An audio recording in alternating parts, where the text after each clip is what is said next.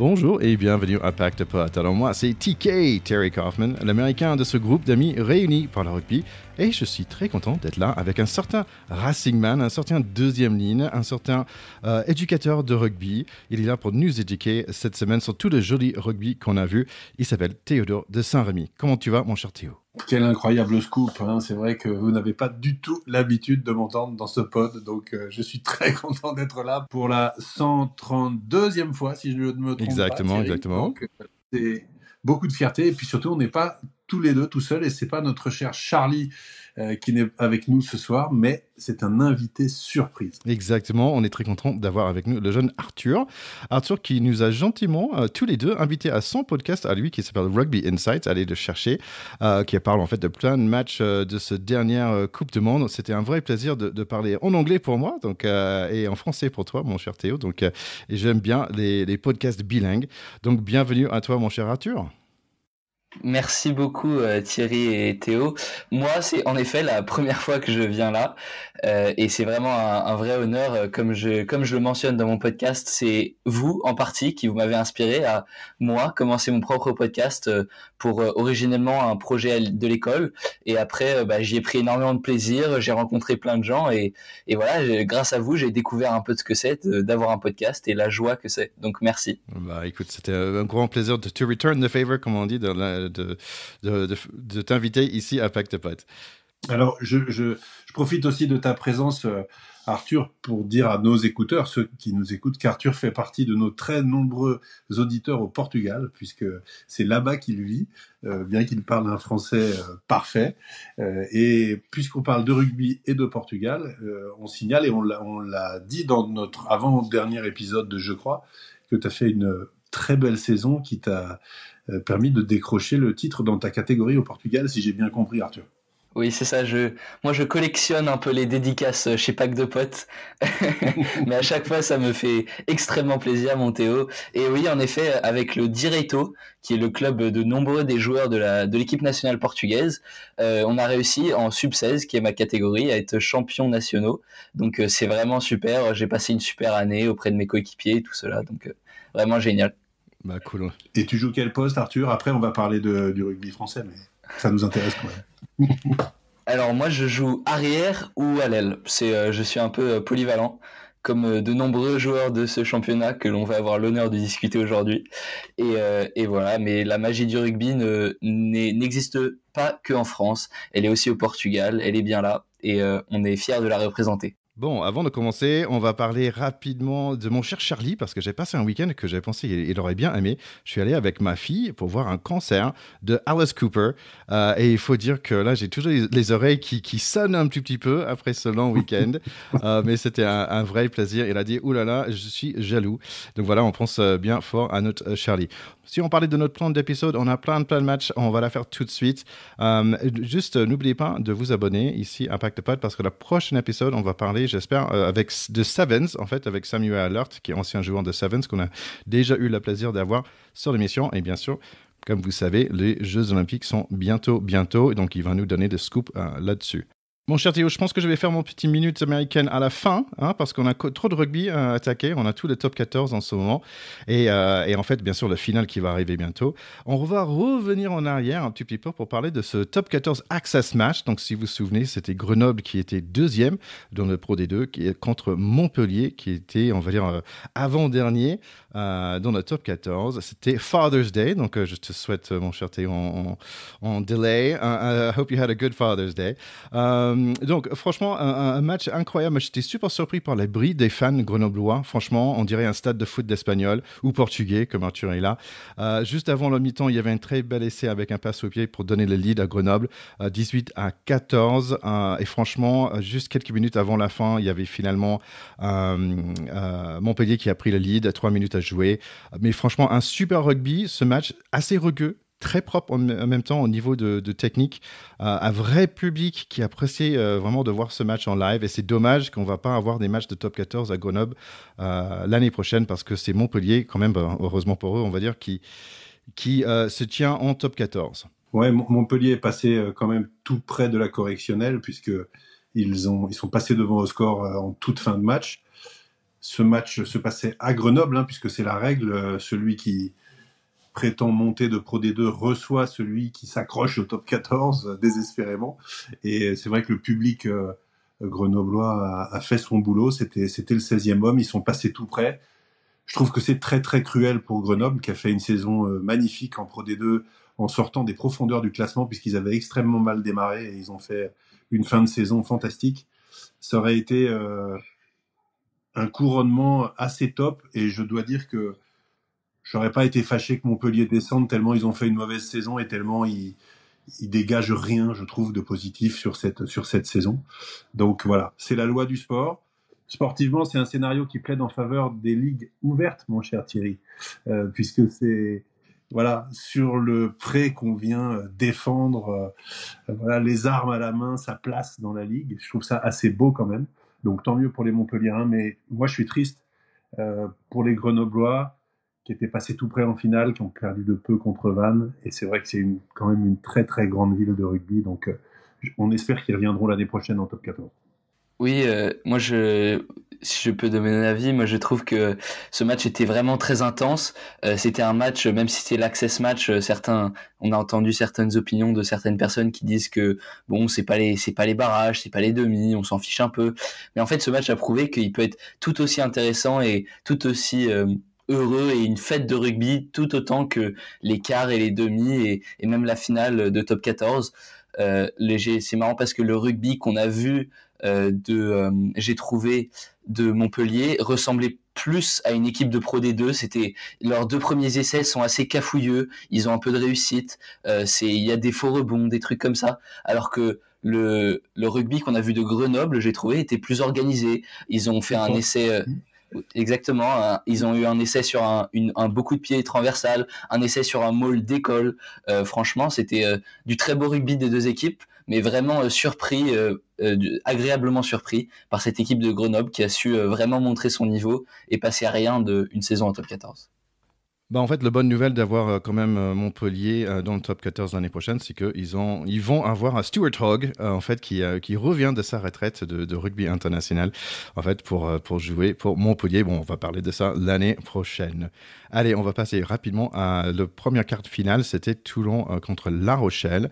Moi, franchement, j'adore l'accent de Romain O'Gara, en fait, en français. Je trouve ça vraiment chouette, qui fait l'effort de parler en français, super français, je trouve, pas mal pour un gars qui est pas là depuis longtemps. Il y avait Antonio Skelton, Andrit, Doulin. Doulin qui a quand même, la dernière fois qu'il a gagné le bouclier de Brennus, Hollande était président, il était avec Castres à l'époque, Doulin et pas Hollande. Allez, on commence avec un Toulon peut-être un peu surprise cette année, je trouve, mais quand même, ils ont Serein, Garbassi, donc en 9-10, Jaminet, Villiers, Olivon et Gros, qui sont les 2 patrons, on va dire. J'ai pensé que le Pilou, en fait, peut-être il paye jamais une bière, là, à Toulon, je pense. Allez, le match va très vite. Astoy qui va marquer le premier essai après un joli fin de passe.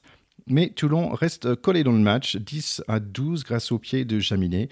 Toulon, pas mal en défense, je trouve. Ils attendent la première passe après le rock qui va toujours à Tonio. Et il est attendu avec quelques grands mecs pour le plaquer. Deuxième essai toujours pour Stade Rochelet. Soutoni avec un 50-22 qui est très vite joué. Astoy donne très gentiment le ballon d'essai à Leeds, 17-12.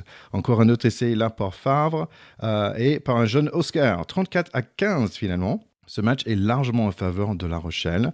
Jusqu'à l'énorme Scatten va faire un petit carton jaune et finalement un double carton jaune. Mais même si Toulon a 2 mecs de plus, ils ne vont pas réussir à se remettre dans ces matchs. C'est La Rochelle largement qui vont gagner 34-29. Oui, je suis complètement d'accord avec toi, Thierry. Je veux dire, Toulon était vraiment une équipe qu'on n'attendait peut-être pas à ce niveau-là cette année. Ils ont fait des recrutes notamment pacifiques.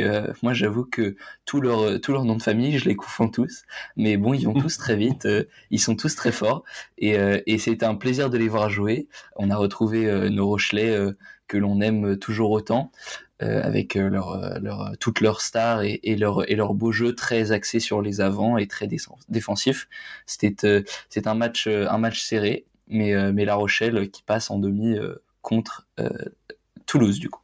Oui, moi j'ai eu l'impression quand même que La Rochelle était au-dessus. Je pense que d'une certaine manière, Toulon Peut-être que comme nous, ils étaient surpris eux-mêmes de finalement être dans les 6 parce que ça a été très incertain pendant toute la saison.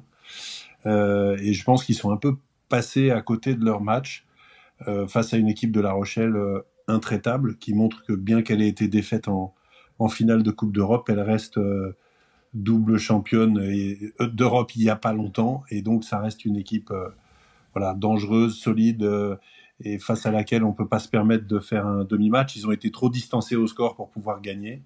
Et ça prouve que La Rochelle reste une grande équipe. Allez, on va passer à Racing à Bordeaux. 6-6 dans les premières minutes. Bordeaux qui a l'air plutôt en forme. Premier essai pour les Bordelais. Racing montre un tout petit peu de vivacité, mais beaucoup trop de fautes par les Racingmen, notamment les deuxièmes lignes, j'ai trouvé en particulier, mon cher Théo. Et l'énorme pilier Big Ben de UBB, il se blesse. Peut-être ça va changer quelque chose. Essai de Racing, mais il faut 5 minutes pour dire que c'était un en avant. L'arbitre vidéo qui ne semble pas d'accord du tout avec l'arbitre sur le terrain, c'était assez drôle. Bordeaux va ajouter un essai avant le mi-temps. C'est le talonneur Lamotte. C'est un nom qu'on va entendre plus tard. Deuxième mi-temps, ça chauffe un tout petit peu entre ces deux équipes. Les Racingmen toujours fautifs. Louis Bielbarré, c'est notre Louis Rhys-Zamet à nous. Boros, il va faire le boulot. Ce match sans plier. Max Spring va marquer grâce notamment à une belle course de Tristan Tedder. Mais Bordeaux 31, Racing 92-17. Ouais, ce match, franchement pas convaincant, j'ai trouvé. On n'a pas vu le meilleur rugby des deux équipes. J'ai trouvé que c'était assez brouillon des deux côtés. Mais bon, Bordeaux, avec leur ligne de trois quarts absolument phénoménale, a su faire la différence. Je trouve que franchement, même si à la maison on aime bien le Racing, etc., c'est pas une équipe qui fait rêver en fait. On a l'impression que c'est un peu le PSG du rugby, si vous me comprenez. Ils recrutent beaucoup de grands joueurs, notamment Tuisova. Moi, honnêtement, Tuisova, je l'ai pas vu. Alors que quand il jouait pour les Fidji à la Coupe du Monde, on se demandait s'il y avait un joueur dans le monde qui était meilleur que lui, évidemment. Bref. Et voilà. Évidemment, avec l'arrivée d'Owen Farrell l'année prochaine, on se demande si ça va changer. Gibert, qui a été pris en équipe de France, on ne sait pas trop pourquoi. Est-ce que c'était parce qu'il était le coéquipier de Nolan Le Garrec? C'est vrai qu'il fait une première partie de saison plutôt bonne, mais là, quand il faut performer, il performe pas. Les taux de remplissage de la Défense Arena sont un des plus bas du top 14. Le Racing, on les aime, mais c'est pas une équipe qui fait rêver. Et même s'ils arrivent à se qualifier difficilement, même miraculeusement cette année, on espère qu'ils vont s'améliorer, qu'ils vont trouver des solutions. Bon, je voulais te chambrer, Théo, mais je pense qu'il a fait pour moi. Oui, là, merci Arthur. Comme ça, le Racing peut retourner dans sa boîte. Là, ils sont rhabillés pour l'hiver. Mais attention, j'adore le Racing. J'adore le Racing. Nous, à la maison, on supporte le Racing. Mais honnêtement, c'est ce qu'on a ressenti. On aime bien le parler vrai au pack de potes. Et en fait, ce que tu dis est totalement vrai. Le Racing, aujourd'hui, est une équipe complètement perdue, qui fait de très belles choses par à-coup, et qui a des belles couleurs, et qui a une histoire, et qui a pour elle d'avoir toujours réussi à rejoindre les 6 depuis sa montée en top 14, et c'était en 2010. Et ça, c'est quand même une belle performance. Et cette année, ils ont été se le chercher. Le point de bonus défensif à La Rochelle, il fallait aller le chercher. La Rochelle avait beaucoup à se faire pardonner. Ils auraient très bien pu en prendre 50. Ils ont passé ce tour. Ils ont été en barrage. Et la vérité, c'est qu'en barrage, il n'y a pas eu de match. Ils ont pas existé. 34-17, c'est bien payé.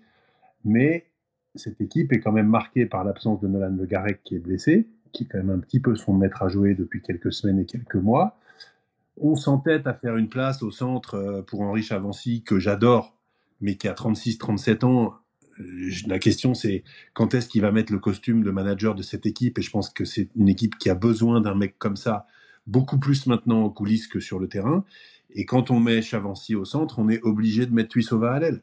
Et Tuisova, il fait 115 plombes. Il a été blessé pendant 6 mois. Et pour moi, il faudrait qu'il joue premier centre, qu'on lui file la balle et qu'il défonce le machin et que ça ressemble à quelque chose. Aujourd'hui, cette équipe ne fonctionne pas. Elle marche à l'envers, elle manque de leader. Quand il y a des moments clés, elle se trouve, elle fait des belles choses. Elle a été chercher sa qualif, mais c'est tout. Et tu parlais de l'arrivée d'Owen Farrell. Moi, je suis très inquiet parce que le Racing est une équipe qui n'est pas très aimée en France. Et qu'est-ce qu'on trouve comme super idée?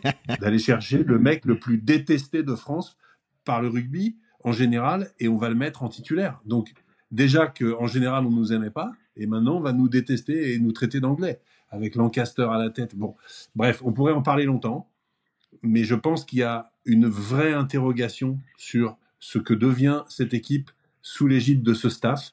Et encore une fois, les dirigeants de ce club qui ont été visionnaires et qui ont été extraordinaires et qui ont repris ce club de nulle part, puisque quand j'y jouais moi il y a très longtemps, il a failli disparaître, faut être clair.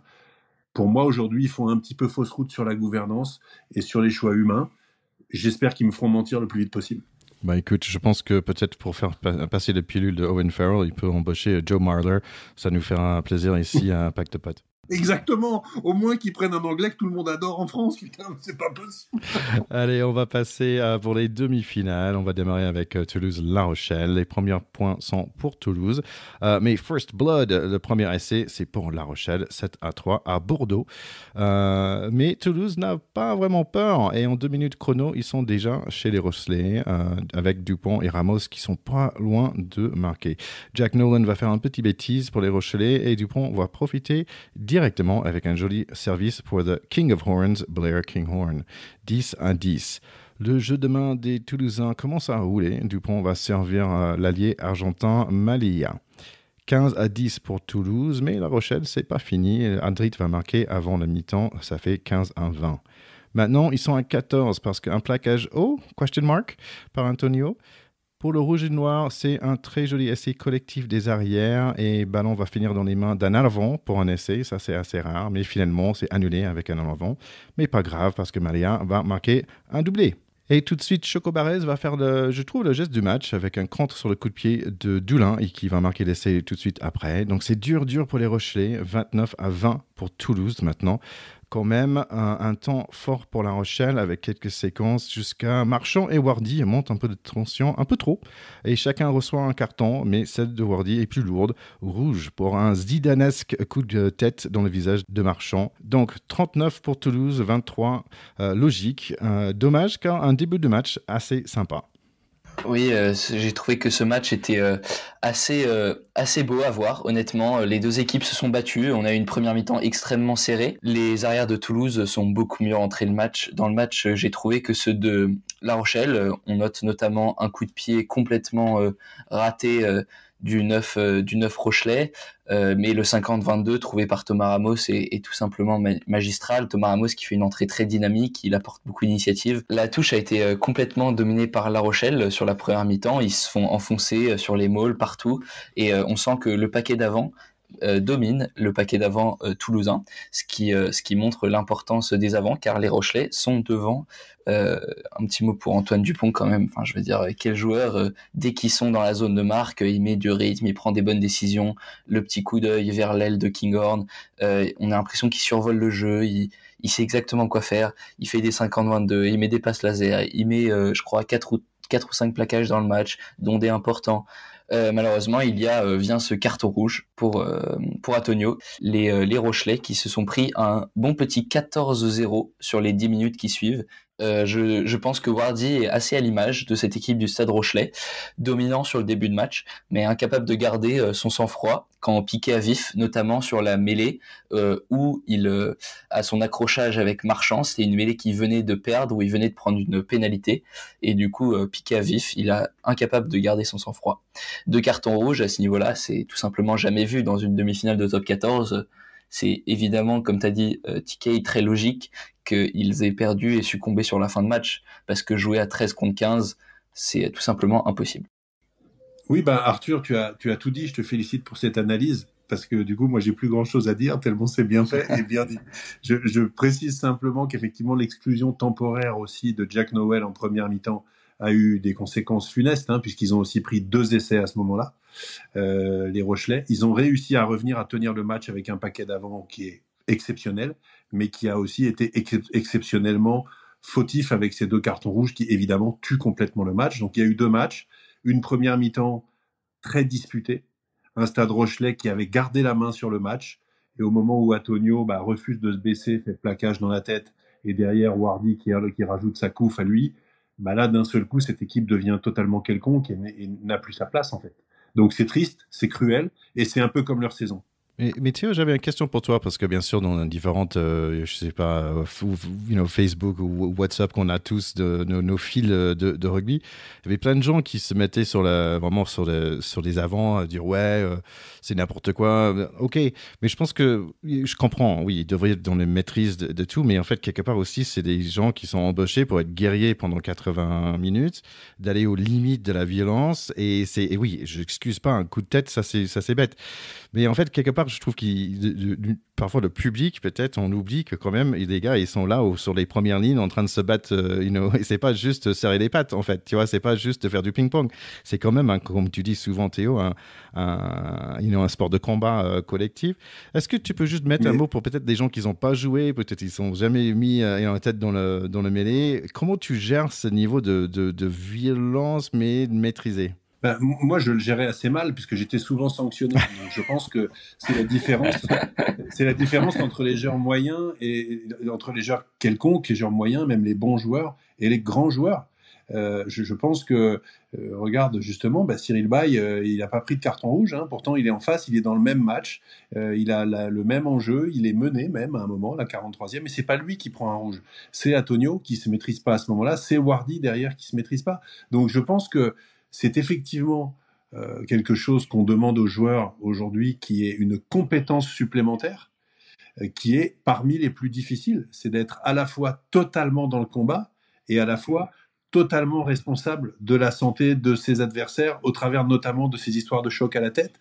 C'est une nouvelle règle, mais c'est une compétence. Et je pense que si on regarde le classement des joueurs les plus sanctionnés, les moins sanctionnés, etc., on ne sera pas étonné. Il y a aussi des très grands joueurs, et les très grands joueurs qui sont ceux qui se maîtrisent le mieux. Et je pense que par rapport à mon expérience à moi, c'est évidemment à des années-lumière parce que ce sport a encore beaucoup changé. Et pour le bien de la santé des joueurs, à mon sens, quant à savoir si Uni Antonio est un très grand joueur, on le sait, et c'est une certitude, mais il est aussi grand par la taille, Oui. et donc c'est encore plus dur pour lui, parce qu'il faut qu'il se baisse. Et donc, on lui demande d'être un géant qui a l'épaule basse. C'est l'histoire de la vie, en fait. C'est la même chose. C'est être rapide, mais il faut se hâter parfois lentement, pour pas faire la boulette de trop que la précipitation nous amène à faire. Écoute, merci pour cette réponse. J'aimerais bien revenir un autre jour sur toi, ton carrière. Et comme tu disais, si tu n'étais pas le meilleur à ce niveau-là, j'aimerais bien aller un peu plus en détail. Mais là, on a encore d'autres matchs à parler. Allez, maintenant, on va passer à Stade Français UBB. On a parlé de la motte. Tiens, il est un peu partout dans ce match aussi, surtout au début. Il va provoquer un pénalité. Il court avec le ballon et à 16 minutes, c'est lui qui va mettre le premier essai. Et il aime tellement faire ça, il va le refaire 4 minutes plus tard. Voilà, on est à 17-3. 10 minutes plus tard, c'est Stade Français qui va en marquer. Pas un autre point pour le premier mi-temps, mais c'est 17-10. Deuxième mi-temps, second va rater un joli drop, malheureusement. Dans un moment fort pour UBB, Penaud va se débarrasser de son joueur en face et servir en troisième ligne pour un joli essai, 22-10. UBB à 55 minutes, mais le match n'est pas fini. Les Soda Roses reviennent à la charge, 22-15. Et voilà, dans le overtime, dans le money time, un autre essai des avants, mais pauvre Joris, en fait, il va rater la transformation poteau extérieur. C'est UBB qui va passer en finale pour la première fois, 22-20. Quel match! Je veux dire, on a assisté à un vrai film. C'était le suspense ne pouvait pas être plus à son top. Pour revenir sur le début du match, je veux dire, on sent qu'il y a déjà un petit peu de manque de confiance chez le Stade Français. Enfin, c'est des petites choses, mais c'est l'accumulation, une pénalité ratée, un coup de pied direct en touche, une autre pénalité concédée, un en avant sur un rattrapage de chandelle ou de coup de pied, ce qui donne une mêlée intéressante à l'UBB, etc., etc. Bon, c'est des petites choses, mais qui s'additionnent et qui enlèvent à la confiance du Stade Français dans ce début de match. On peut noter aussi une grosse domination des avants du côté de l'UBB, surtout sur le début de match. 2 essais sur ballon porté, un doublé de notre bon vieux Maxime Lamotte. L'UBB met aussi beaucoup plus la pression défensivement. On sent qu'ils ont très envie, même à prendre des risques.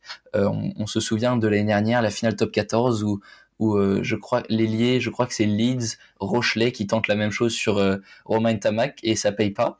Mais là, sur ce match, j'ai trouvé que ça a payé, cette rush defense, je crois que c'est comme ça que ça s'appelle, quand je connais pas les termes exactement en français parce que je joue au rugby au Portugal.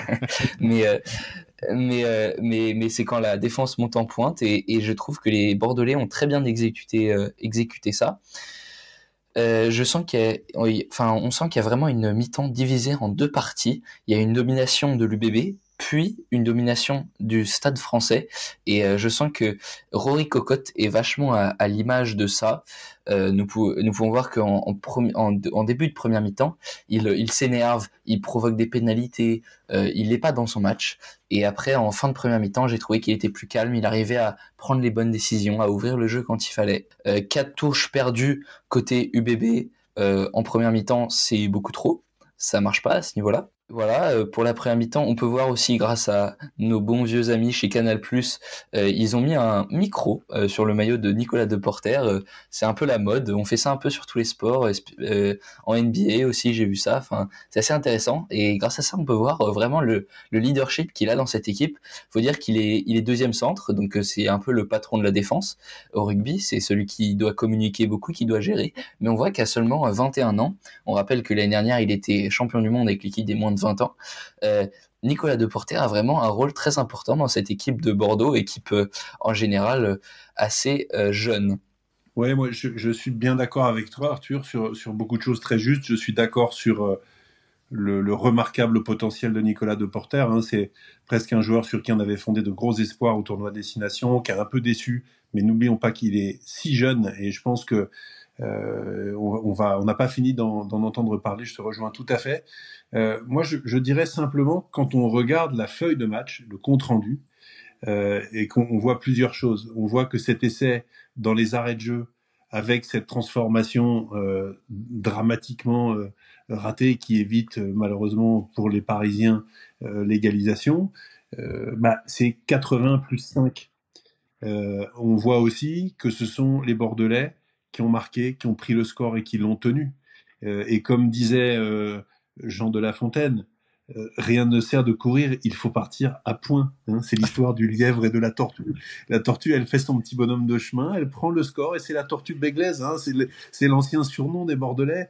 Et puis derrière, le Stade Français, il a des flèches, il a des capacités, il a du mental, il a failli revenir. Mais malheureusement, là aussi, comme le dit la fable, il partit comme un trait, mais les élans qu'il fit furent vains. La tortue arriva la première. Voilà. Je pense que c'est l'histoire de ce match.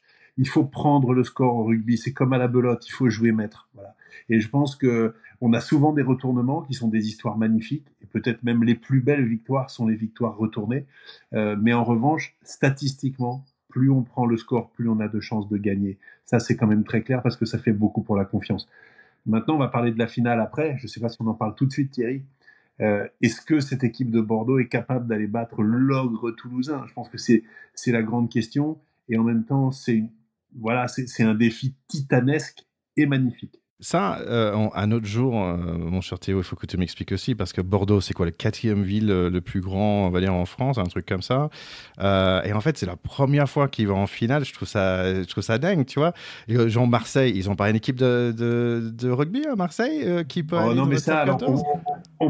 on pourrait parler de la géographie rugbystique pendant des heures. Aussi, au niveau de finances. C'est la première fois parce que... Non, mais depuis l'Union, oui, c'est ça. Voilà, l'Union Bordeaux-Bègles, c'est un club plus récent, mais qui a succédé à Bègles-Bordeaux-Gironde, le CAB-BG, qui était l'équipe de Moscato, 3 champions de France en 91. Et avant, il y avait le Stade Bordelais, qui était aussi le grand club de la ville de Bordeaux dans les années 50, etc. Donc, il y a toujours eu une tradition de grandes équipes à Bordeaux, toujours eu des grands joueurs issus de Bordeaux, mais il n'y a pas eu la longévité d'un club comme celle du Stade Toulousain ou du Racing Club de France. Il faut bien que le Racing ait aussi quelque chose de bon dans cet épisode. Donc, voilà. ok, bon, il faut un petit cours d'histoire sur le rugby bordelais. Donc, ça nous mène à un final qui est Toulouse contre UBB à Marseille, il me semble. Oui, c'est à Marseille parce que les Jeux Olympiques se préparent effectivement à Paris. Donc c'est superbe parce que le Vélodrome est aussi un très beau stade de rugby. On a souvent eu des très grands matchs au Vélodrome et je pense que ça va être magnifique. Voilà, ça va être magnifique. Moi j'y crois. J'y crois pour Bordeaux, même si ils sont pas du tout favoris. Je pense que c'est aussi dans ces matchs-là que peuvent se révéler des destins, des grands destins.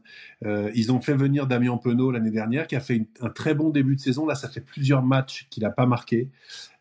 S'il sortait là de sa boîte, on sait ce que peut faire ce joueur, qui est un joueur extraordinaire quand il est dans un grand jour. Et les grands joueurs sont là dans les grands matchs. Donc, moi, j'attends beaucoup de Damien Penaud, de Porter. Il ne faut pas oublier qu'ils ont une équipe très solide. Lucas est très costaud. Donc, j'y crois. Mais évidemment, Toulouse arrive avec ses galons, quoi, de maréchal et son bâton et puis tout. Donc, ils font peur. Et j'avais oublié de dire que c'est dommage aussi que Jalibert soit blessé. Ça serait vraiment intéressant, ce parti le coup Jalibert contre Dupont et Ntamak, ça peut être pas mal. Et toi, Arthur, et d'ailleurs, je voulais dire un petit coucou à Cyril Bay. Il s'est bien blessé, donc c'est déjà fait une opération sur sa jambe. Donc j'espère que ça va mieux pour lui. Arthur, tu es le même avis que notre poétique Théo qui croit dans tous les destins de UBB? Moi, je trouve que on va assister à une des plus belles finales des années récentes.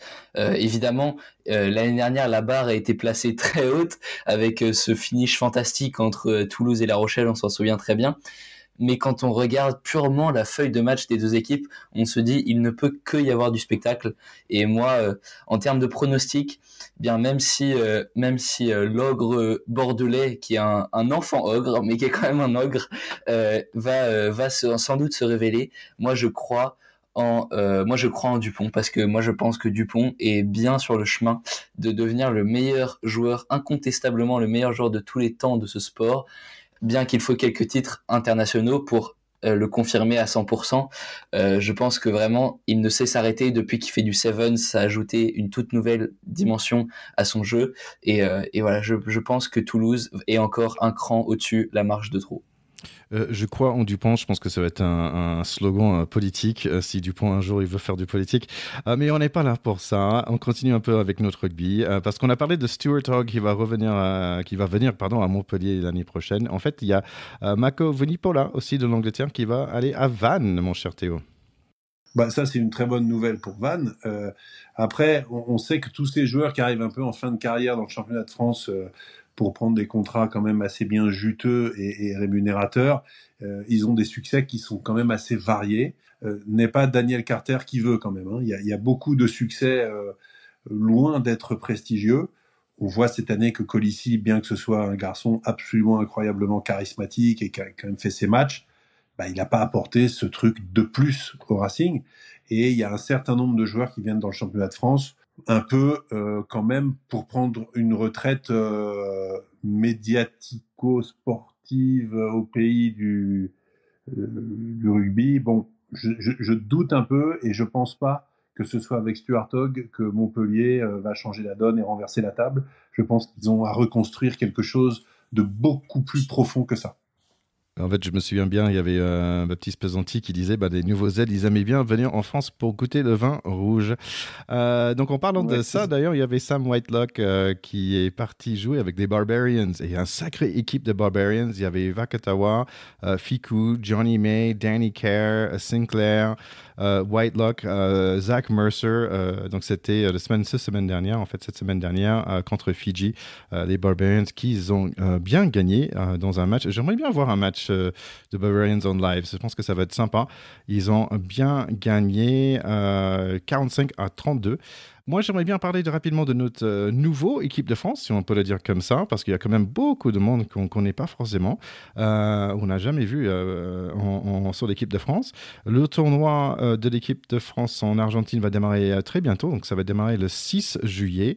Après, c'est contre Uruguay le 10 et le 13 encore contre Argentine. Donc pour ces 3 matchs, l'équipe de France a mis en place un tout nouveau équipe, on peut le dire comme ça, avec beaucoup de nouveaux têtes. Arthur, est-ce qu'il y a un nouveau tête ou deux qui te parle en particulier? Oui, moi je suis très excité, je sais pas vous, mais pour ce cette tournée d'été. Je trouve que c'est toujours une super manière de voir les jeunes, voir ce qu'ils peuvent faire en équipe de France, de donner des chances, parce que il faut aussi ça en équipe de France. Il faut les anciens, il faut les tauliers, mais il faut aussi donner des chances. Moi personnellement, j'ai toujours beaucoup aimé Emilien Gaiton. Il a une sélection, je crois, c'était contre l'Écosse l'année dernière en match de préparation à la Coupe du Monde, cette fameuse remontada où on menait 21-3 à la mi-temps et on se fait remonter, mais comme jamais. En deuxième, et je trouvais qu'il avait bien joué et que il avait été un peu sorti du groupe, il n'était pas revenu pour le tour à destination. Bon, après je suis pas sélectionneur, mais j'avais trouvé ça un peu sévère étant donné qu'il avait quand même été meilleur marqueur de top 14, etc. Et du coup je suis très content de le revoir cet été en équipe de France et très heureux de voir et de pouvoir voir ce qu'il peut faire. Gaëton est un joueur formidable, hein. Il a 20 ans, il est lui aussi champion du monde du vin. À la section paloise, il a fait une très belle saison. Gaëton Deporter, c'est probablement la paire de centre peut-être de la Coupe du Monde 2027, quoi, hein. Enfin, il y a quelque chose comme ça. Donc c'est vrai que c'est top de voir arriver ces joueurs-là. Il faut qu'ils emmagasinent de l'expérience internationale, des matchs en bleu, et c'est essentiel. Je trouve intéressant, il y a beaucoup de noms à 20 ans ou 19 ans. Hugo Aradou. Hugo Aradou, fils de David Aradou, hein, qui était en équipe de France dans les années 2000. Baptiste Genot, donc je suis content pour cela parce que j'aime bien le voir jouer à Clermont. Gaëtan t'en a parlé. Un certain Daouniviku aussi. Et un Théo, il y a un Théo Atisogbe. Oh là là, excuse-moi pour la prononciation. Atisogbe. Il y a quand même des messieurs qu'on connaît déjà. Baptiste Cuyou, par exemple. Melvin Jaminet, qui a 19 sélections. Et dans ce groupe-là, 19 sélections, c'est beaucoup. Baptiste Sarin, c'est quand même le papa, avec 44 sélections à 30 ans. Arthur Vincent, moi, personnellement, c'est un joueur que j'aime beaucoup. Je suis content de le revoir sur l'équipe de France. Il y a aussi Bamba et Gros. Et Baptiste Pesanti, qui a été invité et ici à notre émission Pack de Potes. N'oublions pas que c'est aussi une revue d'effectifs, hein, une tournée comme ça. C'est une année post-Coupe du Monde, donc il y a un certain nombre de joueurs qui sont sur le pré depuis le mois de juillet l'année dernière, qui ont fait la Coupe du Monde, toute la saison derrière, la Coupe d'Europe, le Championnat de France, etc. Donc les cadors de l'équipe de France, ils sont pas là. C'est normal dans ce genre de tournée, et c'est comme ça qu'on doit emmagasiner de l'expérience et emmagasiner quelques sélections. Et ce qui est chouette aussi, je trouve, pour le rugby en général, le rugby français pour le top 14, c'est vraiment bénéfique. Parce que je me souviens très bien de ce tournoi en Australie, je pense que c'était, où il y a d'un coup, on a vu Villiers pour la première fois, Baptiste, Pesanti, Félix, tu vois, les deuxièmes lignes, là, Rousse qui joue pour le Loup. Et c'était un vrai plaisir de découvrir les joueurs comme ça. Et je pense que voilà, ça me donne plus de plaisir de les retrouver en top 14 aussi. Donc je pense que c'est une bonne chose, pas juste pour l'équipe de France, mais pour le rugby français en général. Ces tournées, c'est aussi parfois des bâtons de maréchal, comme on dit, hein. C'est-à-dire que c'est une manière de féliciter peut-être des joueurs pour leur carrière. On voit que le joueur du Stade français qui vient d'être éliminé en demi-finale, là, Romain Briat, il a 31 ans, 0 sélection. Donc il va partir en tournée, il va revêtir le maillot à 30 piges passées. C'est magnifique. Et je trouve que les tournées, c'est fait pour ça aussi. C'est aller donner de la fierté, faire toucher le maillot bleu à des joueurs qui évidemment auraient pu faire une autre carrière et puis qui sont récompensés parce qu'ils font une magnifique saison, ce qui est son cas. Je trouve que c'est absolument génial aussi. Donc je suis moi aussi très impatient de voir ces matchs. Et puis on a Antoine Frisch, là, le Français qui joue en Irlande, dont on ne sait pas trop ce qu'il vaut parce que finalement il a toujours joué à l'étranger. Mais c'est un Français, il joue au Leinster ou à l'Ulster, je ne sais plus, Leinster, je crois. Munster, je crois. Munster, pardon. Et ça, c'est une curiosité aussi pour moi de le voir. Bon, je ne sais pas à quelle heure ça va être, les matchs, parce que c'est quand même en Argentine, donc ça va être un challenge, ça. Mais on va essayer de répondre présent. En parlant des autres équipes, en fait, c'est des Écossais qui ont gagné le United Rugby Championship contre les Sudaf, les Bulls. Assez drôle aussi parce que tout le monde part en tournée. En fait, on n'est pas les seuls, les Français qui partent en tournée, mais tout le monde part en tournée. Et de Glasgow, en fait, ils ont 15 mecs qui jouent sur le 15 de Chardon aussi. Donc, on parle beaucoup de Leinster qui sont vraiment l'équipe d'Irlande. En fait, Glasgow, c'est quand même l'équipe de l'Écosse. Mais Thierry, tu ne crois pas que tu vas t'en tirer comme ça 100 minutes américaines? Écoute, merci, c'est vrai que j'avais... Il faut qu'on reparle de finale NBA parce que tu me semblais très affirmatif sur l'issue de cette finale Dallas-Boston et j'aimerais bien qu'on reparle finalement du score final. Oui, c'est vrai que j'ai dit ça. Bah, moi, je croyais vraiment en Luka Doncic parce que franchement, je trouvais que c'était le meilleur joueur. Et en fait, écoute, Boston Celtics, bravo, ils avaient le deuxième et troisième meilleur joueur avec Tatum, Jason Tatum et Brown. Franchement, ils ont super bien joué comme une vraie équipe de basket et pas juste un ou deux grands joueurs avec des autres role players. C'était quand même sympa à voir. Mine de rien, un peu de moins de suspense qu'on aurait pu penser. Moi, j'ai pensé que ça allait être un truc jusqu'à 7 matchs et finalement, Boston a vraiment gagné haut de la main. Ils ont mené 3-0, je crois. Et 3-0, 3-1 et 4-1, quoi, c'est ça? Voilà, c'est exactement ça. Ouais, mais je te rejoins Thierry, parce que moi aussi j'étais pour les Mavericks, mais malheureusement ils se sont fait plutôt éteindre, on peut dire. Mais je pense que aussi ce qui a joué dans beaucoup de nos espérances était le chemin plutôt facile entre guillemets que les Celtics ont eu jusqu'au final. Ils ont eu des équipes blessées. Bah après c'est un peu toute l'essence d'être the one seed, c'est le première place à la fin de la saison régulière. Mais voilà, et alors que les Mavericks eux ont dû batailler et ont battu 3 favoris sur les trois rounds précédents.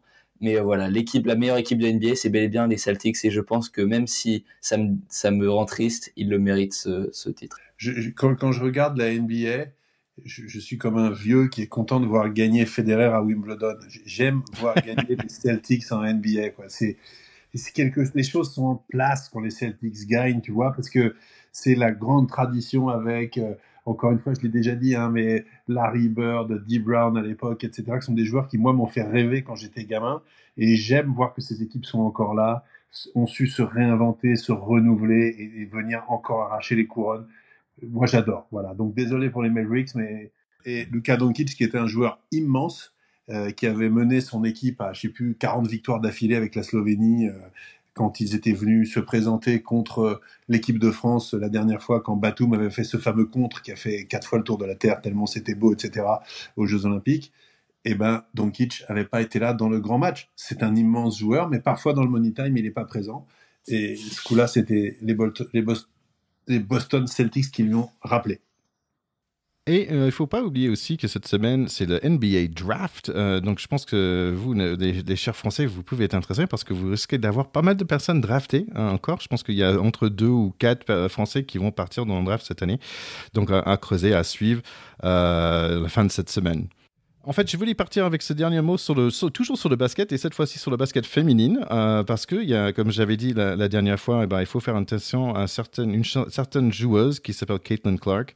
Et il y avait quelque chose de très intéressant qui se passait cette semaine où en fait, normalement, le WNBA, the Women's NBA, ça joue devant des publics, on va dire, de 3000, 3005. En fait, c'est leur stade, c'est 3005 personnes. Et en fait, là, il y avait tellement de personnes qu'ils ont voulu regarder. En fait, il fallait bouger dans le stade de Atlanta Falcons.